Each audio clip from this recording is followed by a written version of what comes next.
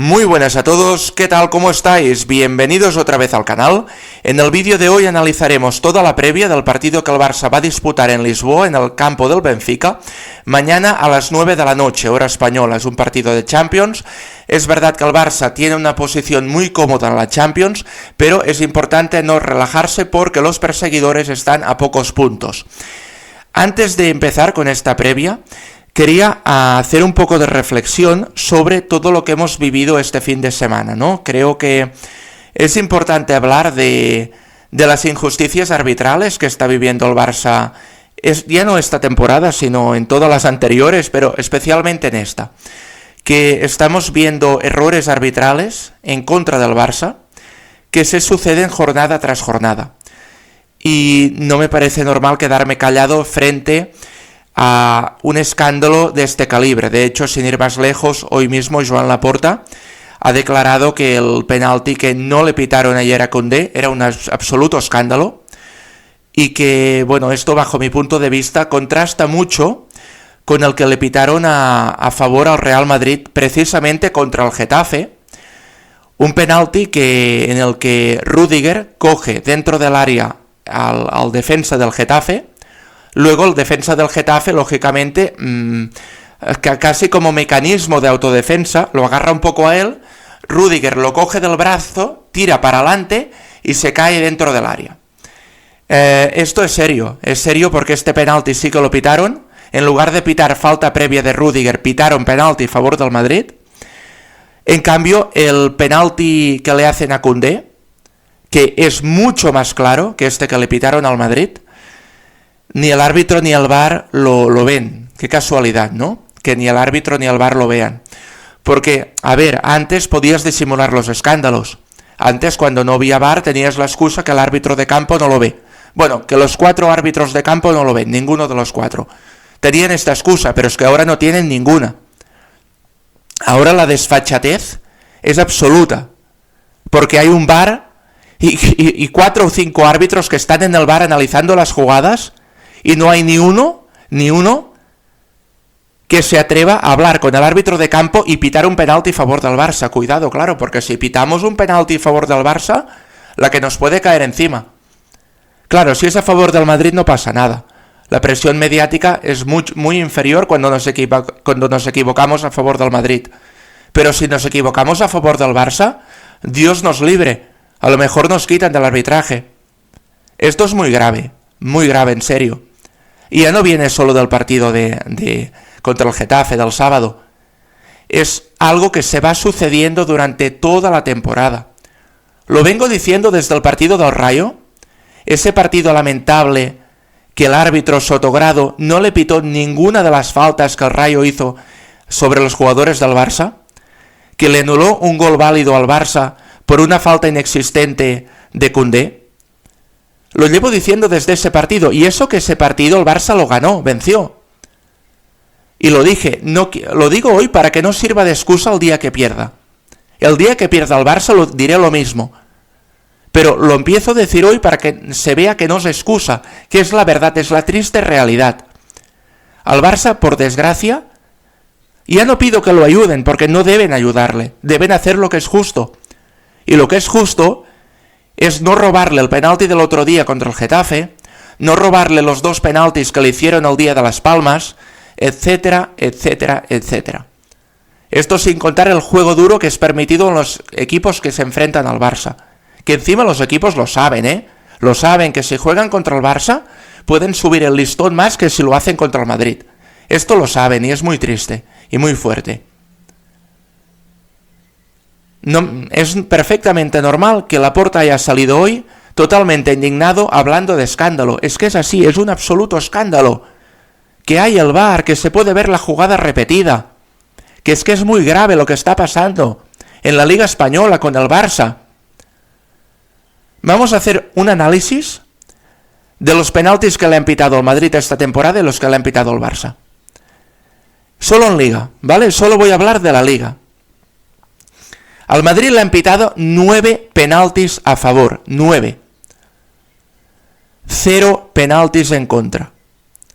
Al Barça le han pitado 4 penaltis a favor y 3 en contra. Es decir, si hacemos balance, al Barça le sale un mísero penalti en positivo. Un solo penalti en positivo a un equipo que está permanentemente atacando al área contraria. ¿Vosotros creéis que el Barça solo se merece 4 penaltis a favor y 3 en contra? Cuando los equipos contrarios prácticamente no le llegan al área. Esto es para que veáis lo que le cuesta al árbitro pitar un penalti a favor del Barça y lo poco que le cuesta pitarlo en contra. En contra a la mínima, a favor, bueno, debe haber sangre prácticamente para que piten un penalti en contra.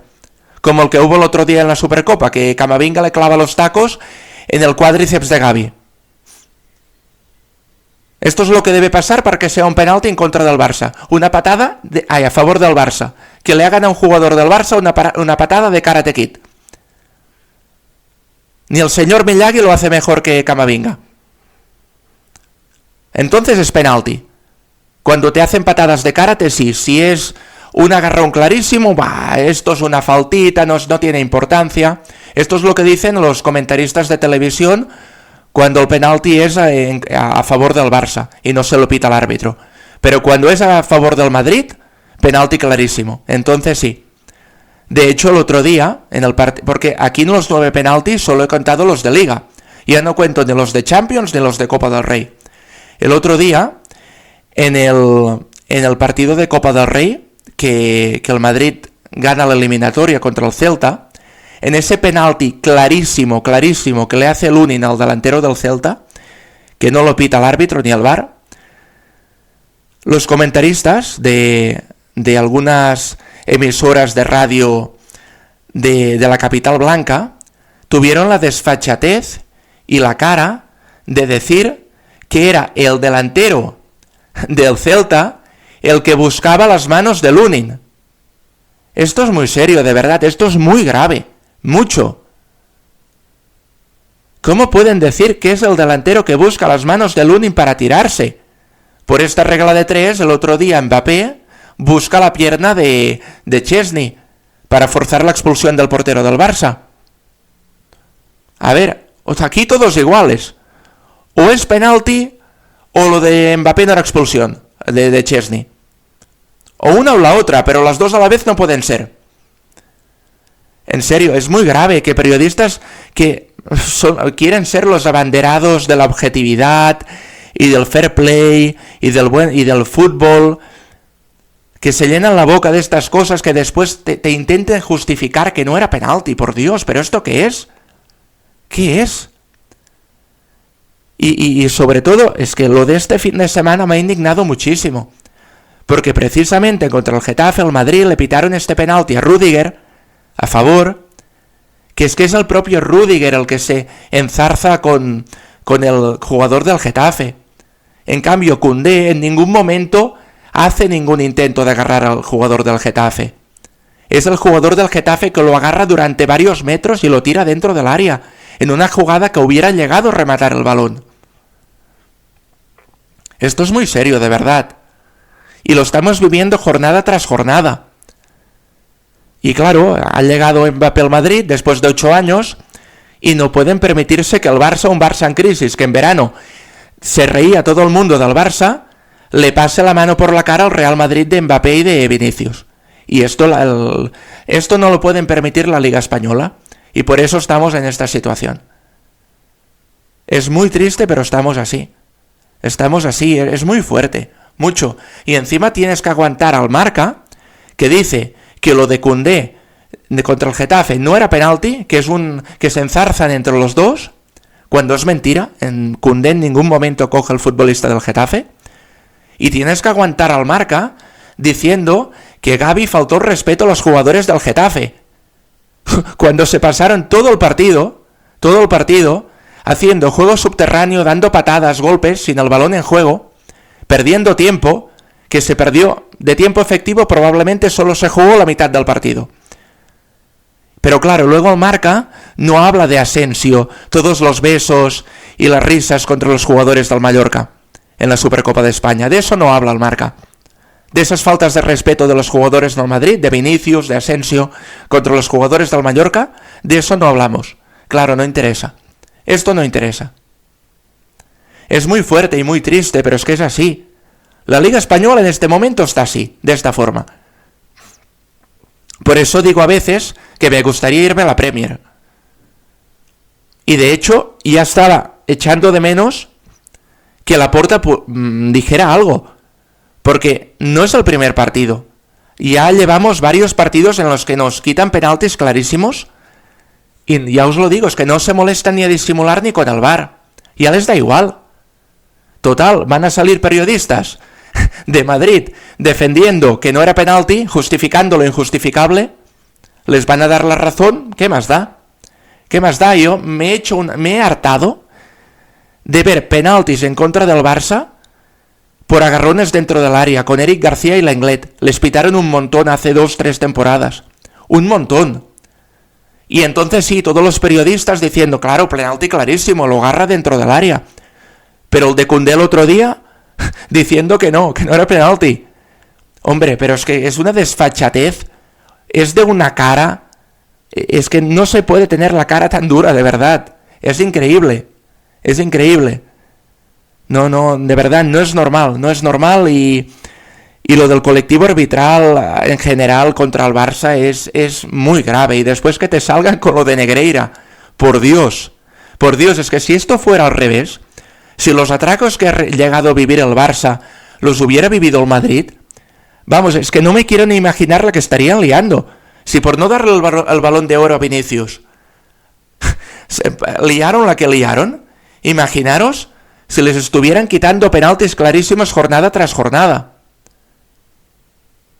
Hombre, por Dios, que yo no digo que el Barça hiciera un partido perfecto en el campo del Getafe, ni mucho menos, pero es que el Madrid también tiene días malos. Y los días que el Madrid tiene malos, al Madrid le ayudan y le pitan los penaltis que deben pitarle, y los que no deben pitarle también se los pitan. Se lo pitan todo al Madrid, al Barça no. Al Barça ni lo que no le pitan nada.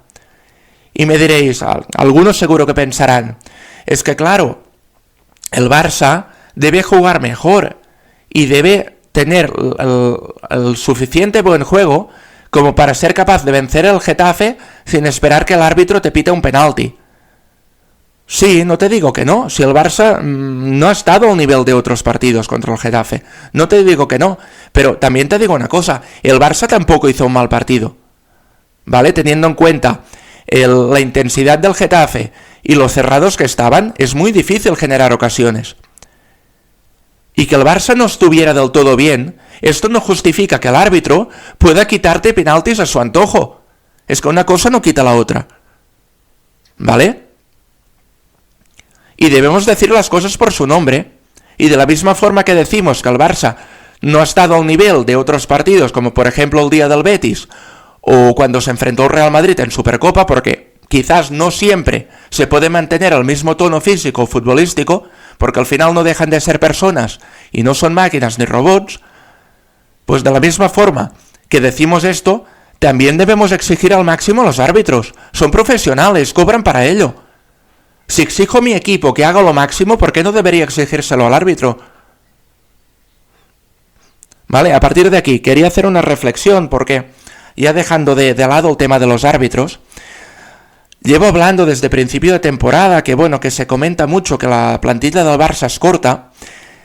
Depende, en algunos sentidos sí, en otros no, me explico. Es decir, el Barça, durante este inicio de campaña, ha perdido a dos de sus centrales más importantes, como son Araujo y Christensen, y ha sabido subsanar esta baja perfectamente con Cubarsí, que ya era titular, y con Íñigo Martínez, que lo ha hecho muy bien, ¿vale?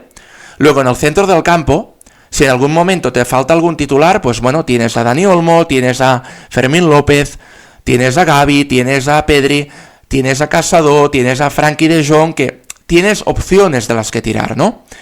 Pero, en cambio, en los laterales y en la delantera, es en las posiciones del campo en las que más flaquea este equipo, ¿no? En el sentido de que sí que hay unos buenos titulares, muy buenos diría yo, pero en el momento en el que te falta un revulsivo, como sucedió el otro día en el campo del Getafe, sí que es verdad que Flick mira al banquillo y tampoco tiene un sustituto claro ni para Rafinha, ni para Lamine, ni para Lewandowski, ¿vale? Los que hay en el banquillo, digamos, estarían 2 o incluso 3 peldaños por debajo de los titulares. Por este motivo, creo que sería muy interesante que el Barça pudiera hacerse con los servicios de un jugador como Rashford, ¿vale? En las últimas horas, en los últimos días, ha sonado mucho la posibilidad real de que el Barça pudiera incorporar al extremo inglés a sus filas. Sabemos que tiene muy mala relación ahora mismo con el club, con el Manchester United, el club de toda su vida, tiene mala relación con el entrenador y al Manchester al mismo tiempo le interesa una salida, porque no le interesa mantener a un jugador en estas condiciones en el equipo, ¿vale? El Barça creo que haría bien en plantearse un posible fichaje del jugador, más que nada porque sería un revulsivo importante para estos partidos, porque te aporta calidad, te aporta desborde, te aporta pase interior, te aporta asistencia, centro al área y sobre todo te aporta gol. Sí que es verdad que en las últimas temporadas no ha estado al nivel de que solía estar, pero esto no quita que sea un grandísimo jugador. Y para que el Barça no arriesgue su capital y pueda hacer las cosas con convencimiento, creo que lo mejor sería del mismo modo que se viene diciendo hasta ahora, que el Barça cogiera a este jugador cedido hasta final de temporada, de la misma forma que se hizo con Joao Félix, y si a final de temporada ha tenido un buen rendimiento, ficharle, y en caso contrario, descartarle, y entonces ir a por otro extremo como Nico Williams o Rafael Leao, ¿vale? Esta sería una estrategia muy buena que el Barça podría seguir para reforzar el equipo durante este mercado invernal. Sí que pienso que algún refuerzo en el banquillo para la delantera sería muy muy interesante, porque al final Ferran Torres sí que de vez en cuando te aporta algún gol, alguna asistencia incluso, pero no es lo mismo, baja mucho el nivel cuando salen estos jugadores del banquillo, sobre todo en la delantera baja muchísimo el nivel. Entonces sería interesante ver si el Barça pudiera hacerse con los servicios del extremo inglés. Se comenta que para que pudiera entrar en el Barça, para que pudiera llegar, antes debería salir algún jugador como Ansu Fati, que tiene una ficha bastante alta, según se comenta. Y con el hueco que haría en la masa salarial del Barça, podría entrar Rashford, que de hecho se comenta que tiene una ficha también altísima, que por eso el Manchester también estaría dispuesto a quitárselo, porque de momento el entrenador no cuenta con él, y tener un descarte de un jugador que ocupa tanta masa salarial tampoco le interesa al equipo de Manchester. Entonces al Barça, claro, lógicamente tampoco puede pagar esta ficha, ¿no? Entonces estaríamos en la situación de que sea el propio jugador quien hiciera un esfuerzo para llegar al Barça, tal y como hicieron previamente otros jugadores que vinieron a Barcelona.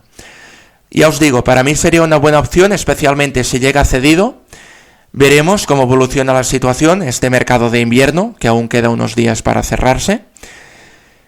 Y bueno, entonces al final de temporada, pues Flick valoraría si su rendimiento ha sido bueno, si solo quiere quedar para el equipo, o si quieren fichar a un extremo de otro perfil. Y bueno, dicho esto, también quería hablar un poco sobre la baja de Dani Olmo, que se lesionó el otro día, tiene problemas en el sóleo, y su evolución dictaminará su disponibilidad para los próximos partidos. Debo decir que Dani Olmo es un futbolista que aporta mucha técnica, aumenta el nivel competitivo del equipo, pero al mismo tiempo, como ya sabíamos antes de que llegara al Barça, tiene bastantes problemas con las lesiones. Los tuvo en su equipo anterior, en el Red Bull Salzburgo, y los mantiene ahora en el Barça. Es una lástima porque es un buen jugador, pero debido a estas lesiones y a estas molestias no puede entrar en dinámica habitual de titularidades en el Barça. Veremos cómo evoluciona su situación y destacar muchísimo que esta temporada por fin estamos viendo una temporada libre de lesiones por parte de Pedri, que lo está jugando absolutamente todo y con un nivel fantástico. Por lo tanto, en este sentido, sí que estoy muy contento y bueno, que es imprescindible en el equipo actualmente. Y bueno, dicho esto, lo que sí quería hacer es hablar de una posible alineación para el partido de mañana frente al Benfica. En la portería Iñaki Peña, defensa es bastante clara, Valde, Koundé de laterales, Cubarsí, Araujo de centrales. En el centro del campo he puesto a Gavi, hubiera puesto a Dani Olmo quizás, pero como está lesionado he puesto a Gavi, Pedri en el otro interior y luego a Casado en el mediocentro. Y luego arriba Lamine Yamal, Rafinha y Lewandowski en el centro. Decir que Lewandowski lleva un 2025 no muy fino. Sí que es verdad que marcó el otro día contra el Real Madrid en Supercopa de España, pero se lo está esperando que vuelva a un nivel goleador que nos tenía acostumbrado antes de Navidades, ¿no? Que de momento en este 2025 tampoco se lo está viendo al nivel que nos dejó a final de 2024. Pero bueno, teniendo en cuenta que es un futbolista de 36 años, es normal que a veces pueda tener estos pequeños bajones. Tampoco lo critico ni mucho menos porque es el máximo goleador del equipo, lleva más de 20 goles, no sé si son 25 o 26, un montón de goles. Entonces, no tengo ninguna duda de que su rendimiento de aquí a final de temporada seguirá siendo muy muy bueno. Y dicho esto, quería hablar un poco del Benfica, en el sentido de que me parece un partido, en cierto modo me parece un partido trampa. De hecho me parecen trampa los dos que le quedan al Barça en Champions. Tanto el actual contra el Benfica, que se disputa mañana martes a las 9 de la noche, como el partido que le viene contra el Atalanta. Y me explico, ¿vale? Son dos equipos que a priori están muy por debajo del nivel competitivo del Barça, ¿vale?